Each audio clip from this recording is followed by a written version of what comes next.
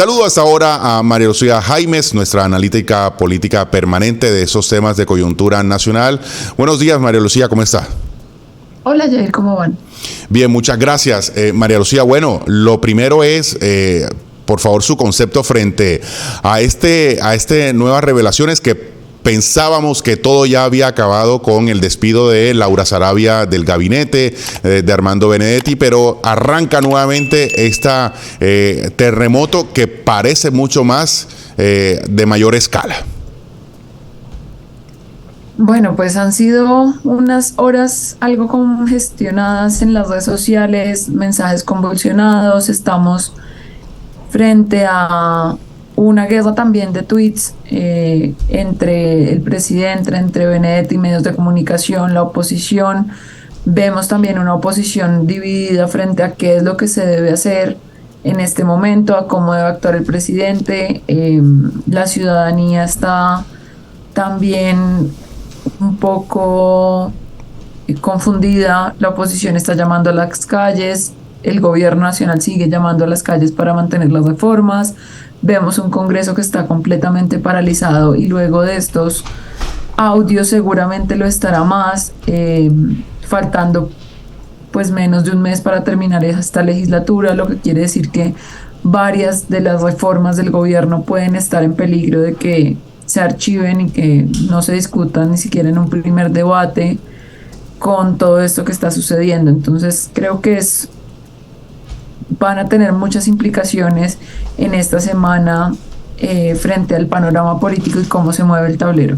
Sí, usted dice esos llamados, por ejemplo, las centrales obreras tienen convocada para este miércoles, convocaron desde la semana pasada marchas en favor, en ayuda, en soporte al presidente Gustavo Petro por el tema de las reformas también, pero en vista también de esos audios, la oposición está llamando, así como usted lo está describiendo, también manifestaciones en contra del gobierno para este fin de semana. Se convulsiona eso que parece ser solo político, que parece ser solo en la Casa de Nariño, se extrapola a las calles, lo cual podría representar un peligro, digamos, para la estabilidad.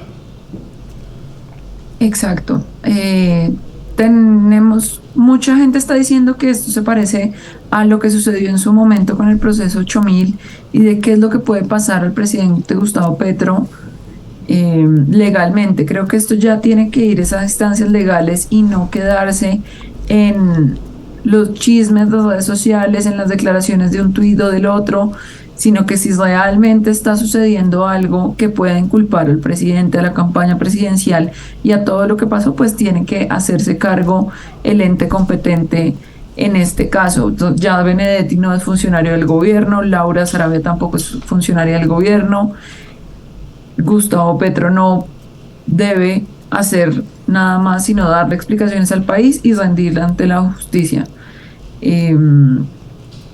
Más allá de unos audios u otros, estamos escuchando una única versión de una filtración, supuesta filtración, que en este caso no se sabe de quién fue la persona que filtró los audios, no se sabe muchas cosas. Creo que van a seguir saliendo informaciones de las cuales tiene que hacerse cargo la justicia. Vemos que inclusive Anonymous, la cuenta de hackers internacional que siempre hace revuelo cuando hay escándalos, ya sale también a decir que ellos también tienen información del gobierno nacional. Entonces, hasta que no hayan las pruebas suficientes, decir algo concreto más allá de la inestabilidad política que se pueda suscitar en estas horas, estaríamos equivocados.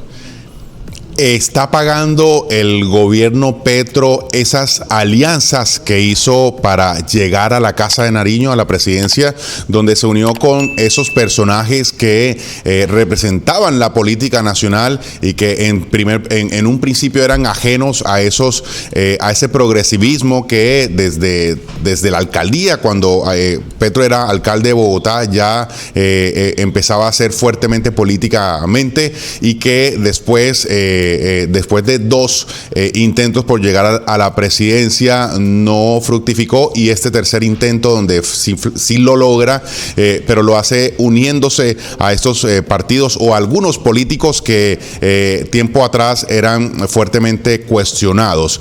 ¿Le está pasando factura este tipo de alianzas? Sí, sin duda. Desde un principio se había dicho que era cuestionable la llegada de políticos tradicionales como Zoe Barreras, Armando Benedetti, miembros del Partido Liberal, Conservador.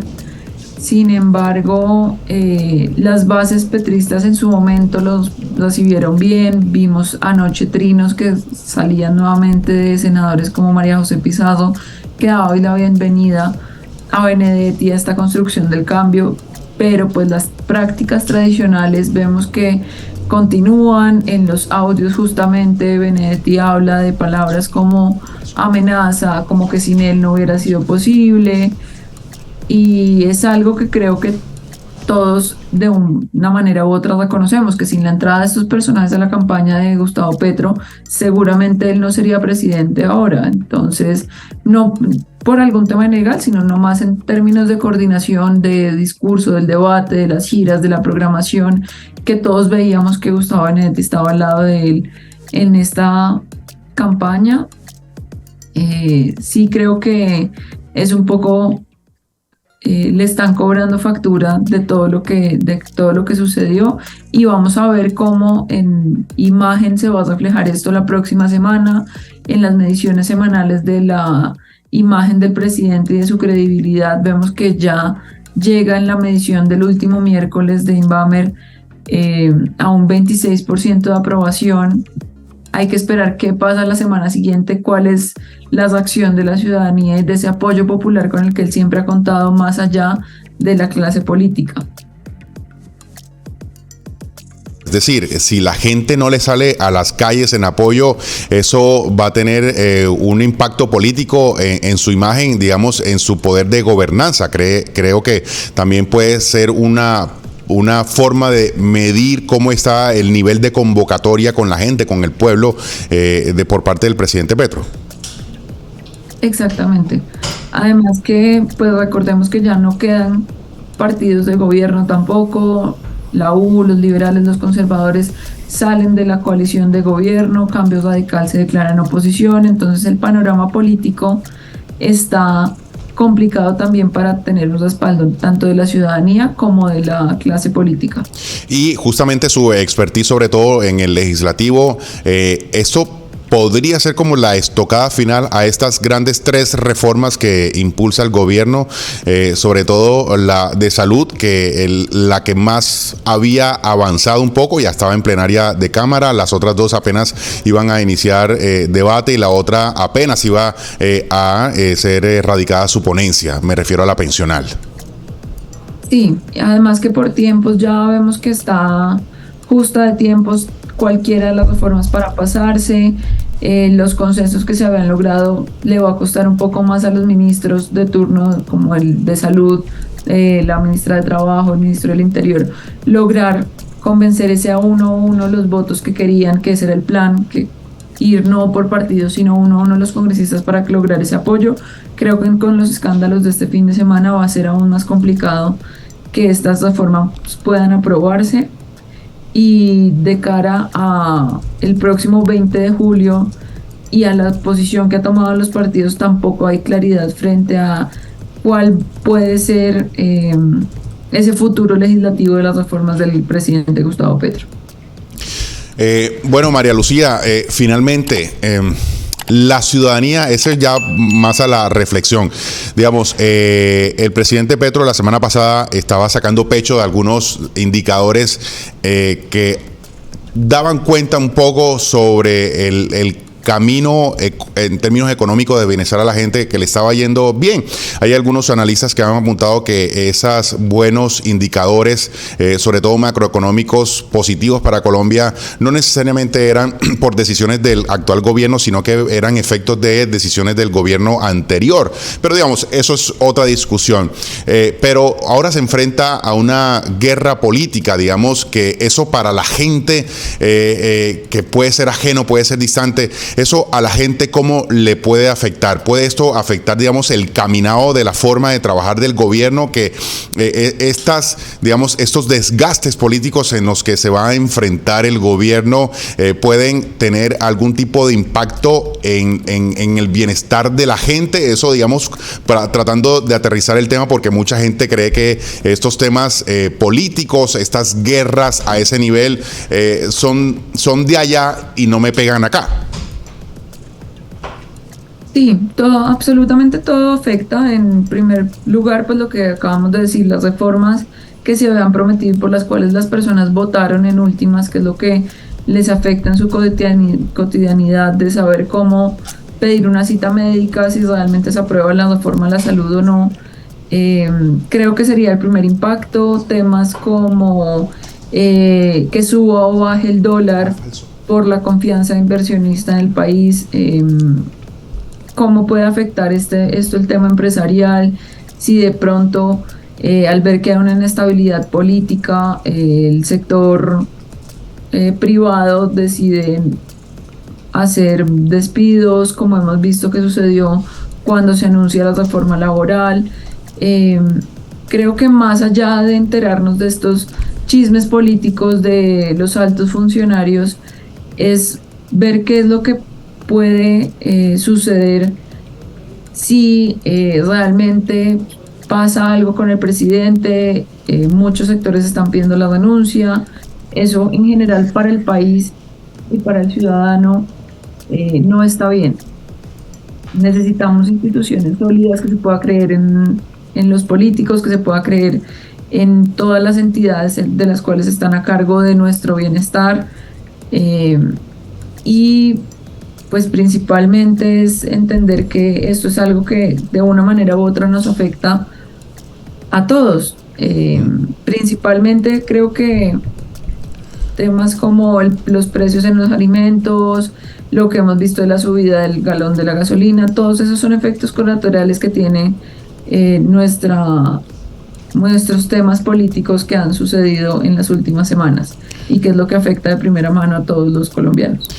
Bueno, ahí está. Yo creo que entonces los congresistas se van a dedicar en los últimos días.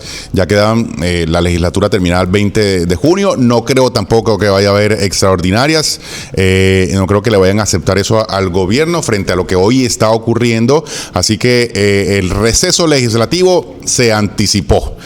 Básicamente lo que se puede decir, y la guerra política empieza. Es un papayazo que le ha dado el gobierno, el grupo interno de la Casa de Nariño, a la oposición para hacerle frente, pero bueno, digamos también ayer que se perdió, digamos, en medio de esta polémica con los audios de Benedetti, fue el pronunciamiento por estatuto de oposición del Partido Centro Democrático, la Paloma Valencia, Hernán Cadavid. Esos congresistas de oposición también se pronunciaban ayer en respuesta al discurso del pasado viernes del presidente Petro, en donde se perdió, digamos, otra vez por esos audios. Pero lo que quiero decir es que Paloma Valencia ha dicho que es una oposición, digamos, crítica, una oposición inteligente, digamos, que no es hacer oposición porque sí, y además constructiva. ¿Cree que la oposición va a utilizar esta crisis que está enfrentando el gobierno para ir mucho más allá de lo que hasta el momento había utilizado como estrategia de oposición? Creo que en este momento tenemos una oposición un poco débil y dividida. O sea, vemos que el Centro Democrático quiere figurar por su lado, Cambio Radical quiere figurar por el otro, no se ponen de acuerdo para convocar una marcha al mismo día. También es difícil convencer a la ciudadanía de que salga a luchar a pelear en contra de un gobierno, en estar en desacuerdo de un gobierno, si no hay un líder de la oposición que realmente logre rescatar todas estas inconformidades de la ciudadanía. Vemos que senadores como Miguel Uribe, que es cabeza de oposición, sale a decir en un momento que quiere una marcha el 18 de junio, una hora después cambia la fecha. Entonces toda esta incertidumbre de la oposición también le genera desconfianza a la ciudadanía.